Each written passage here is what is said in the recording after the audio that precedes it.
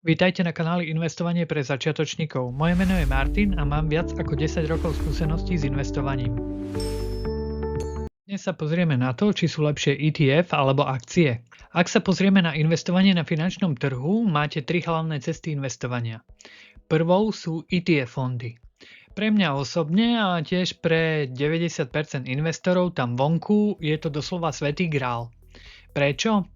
Pretože namiesto toho, aby ste hľadali jednu ihlu v kope sena, vy si kúpite celú tú kopu.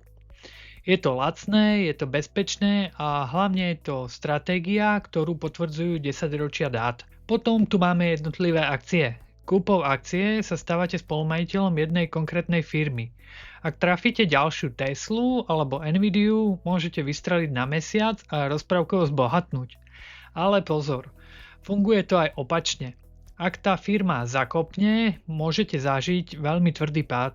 A do tretice sú tu dlhopisy. V skratke vy požičiavate svoje peniaze štátu alebo veľkej firme za vopred dohodnutý úrok. Dlhopisy nie sú o tom, aby z vás urobili milionára cez noc, ale v investičnom portfóliu plnia úlohu takého tlmiča nárazov. O dlhopisoch si povieme v ďalšom videu.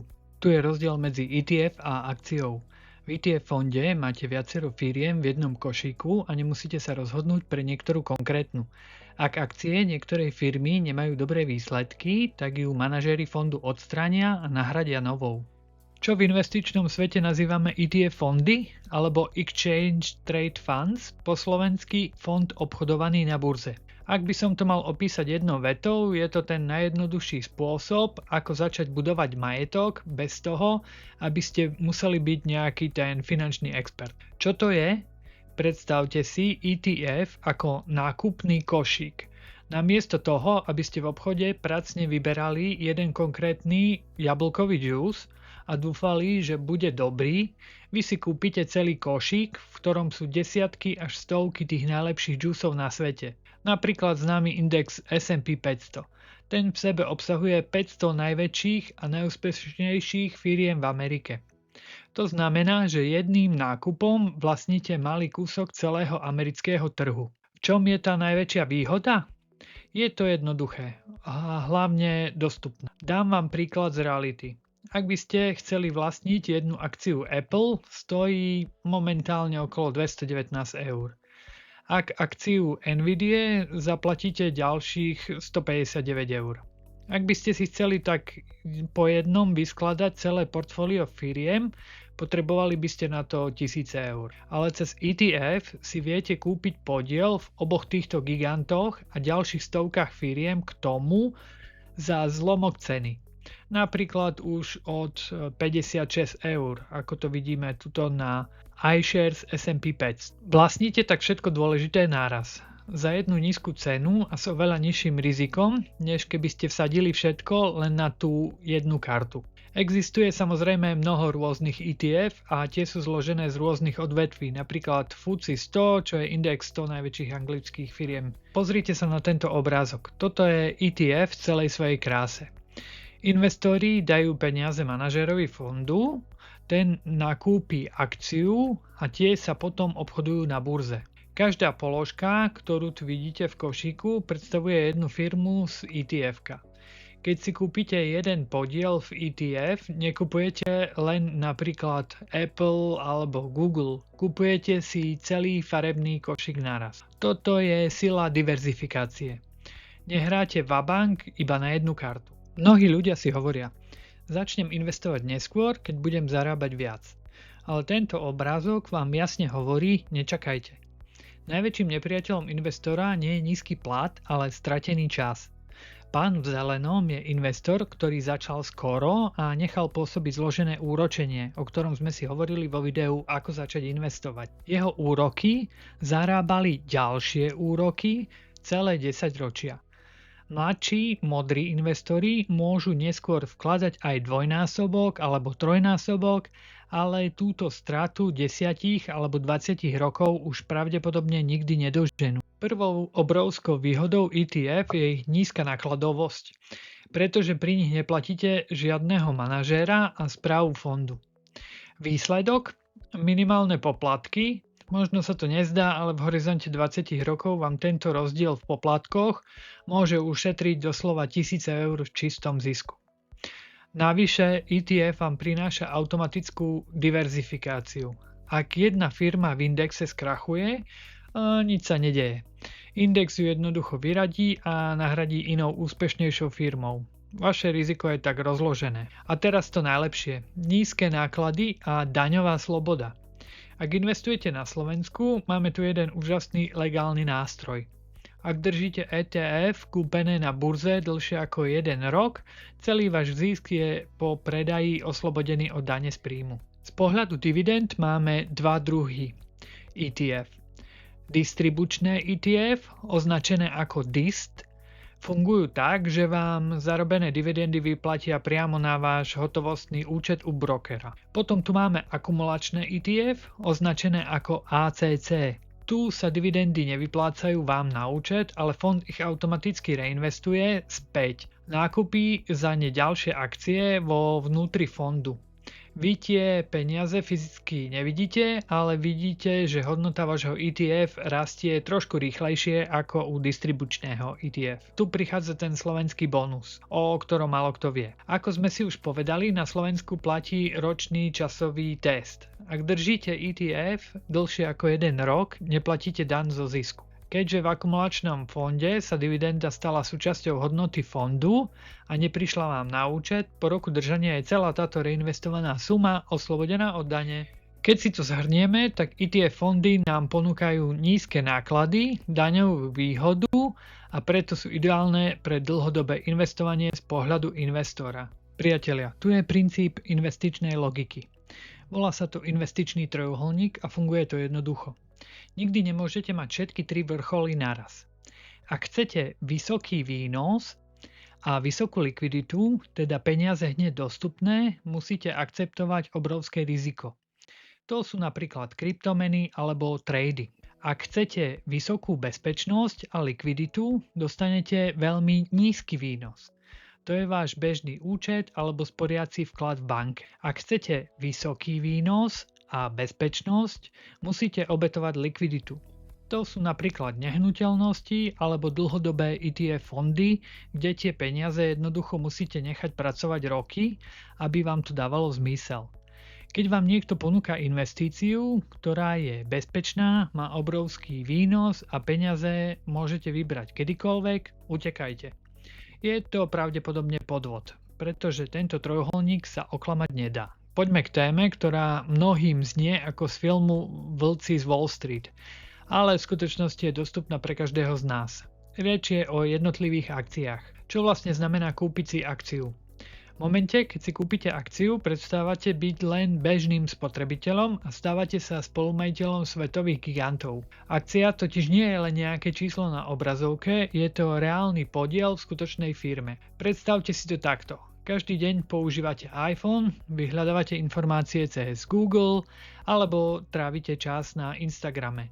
Všetko patrí pod Metu alebo Facebook bývalý. Keď vlastníte ich akcie, tak za každým, keď tieto firmy predajú nový produkt alebo zarobia na reklame, vy z ich úspechu priamo profitujete. A čo je hlavným cieľom? Nie je to len o tom, že sa môžete pochváliť, že vlastníte kúsok Apple. Hlavným lákadlom je dlhodobý rast vášho majetku. Tu sa pozrieme, ako fungujú akcie. Ako investor si kúpite akcie firmy na burze cez brokera a tým vlastníte časť spoločnosti a máte hlasovacie právo a to právo na zisk. Výhody sú potenciál vysokého zisku a dividendy, ale tu je aj riziko poklesu akcií. Možno si hovoríte, ETF sú fajn, ale ja chcem nájsť ten lepší Apple alebo Amazon a zbohatnúť cez noc. Tomuto prístupu hovoríme stock picking, teda snaha vybrať si z trhu konkrétnych výťazov. Vyzerá to lákavo, ale poďme sa pozrieť na realitu. V prvom rade je tu obrovská časová náročnosť.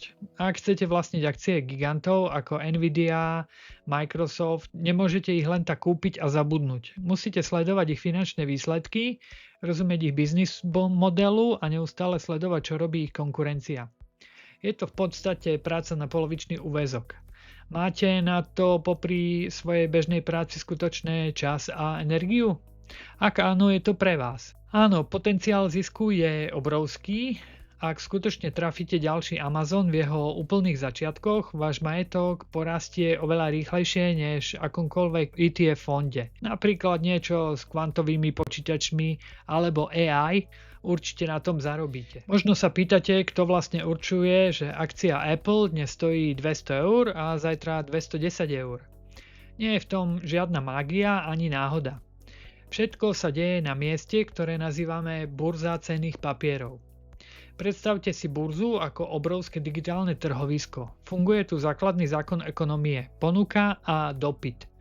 Cena akcie nie je fixná, je to výsledok neustáleho súboja medzi kupujúcimi a predávajúcimi. Mechanizmus je v podstate úplne jednoduchý. Ak sa firme darí, predstaví revolučný produkt alebo má skvelé zisky, narastie o ňu záujem. Viac investorov chce jej akcie kúpiť, než je tých, ktorí ich chcú predať. A keďže je dopyt väčší než ponuka, cena prirodzene stúpa nahor. Naopak, ak o firmu klesá záujem, predávajúci musia znížiť cenu, aby vôbec našli kupca. Tak, k čomu sa prikloníte? Akcie alebo ETF? To už nechám na vás.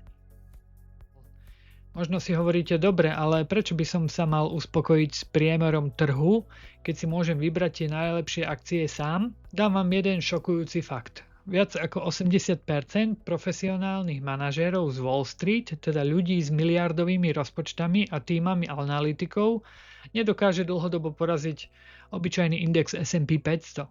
Ak to nedokážu oni, aká šanca je, že sa to podarí bežnému človeku popri práci?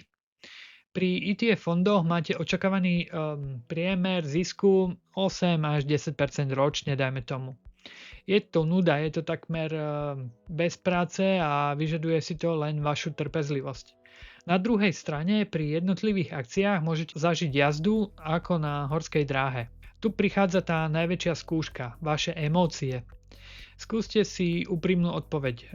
Zvládnete sa v pokoji pozerať na to, ako jedna vaša konkrétna akcia padá o 30%, zatiaľ čo zvyšok trhu veselo rastie? Väčšina ľudí vtedy prepadne panike a predáva v tej najhoršej možnej chvíli, v stráte. Teraz, keď už poznáte rozdiely, poďme si to zhrnúť a úprimne si povedzme, kde sa vidíte vy. ETF sú pre vás jasnou voľbou, ak máte prácu, rodinu a koničky, ktorým sa chcete venovať a nechať si svoj čas. Ak nechcete tráviť večery študovaním grafov a finančných výkazov, ale chcete budovať svoje bohatstvo pomaly, isto, s minimálnym stresom, to je cesta pre vás. Jednotlivé akcie sú pre vás, ak vás svet financií skutočne baví, ak ste ochotní študovať aspoň 10 hodín týždenne a máte, ako sa hovorí, žalúdok na to, aby ste riskovali s časťou svojho portfólia. Ak sa však neviete rozhodnúť, mám pre vás moju obľúbenú zlatú strednú cestu. A to je pravidlo 80/20. Dajte 80% svojich peňazí do širokého svetového ETF fondu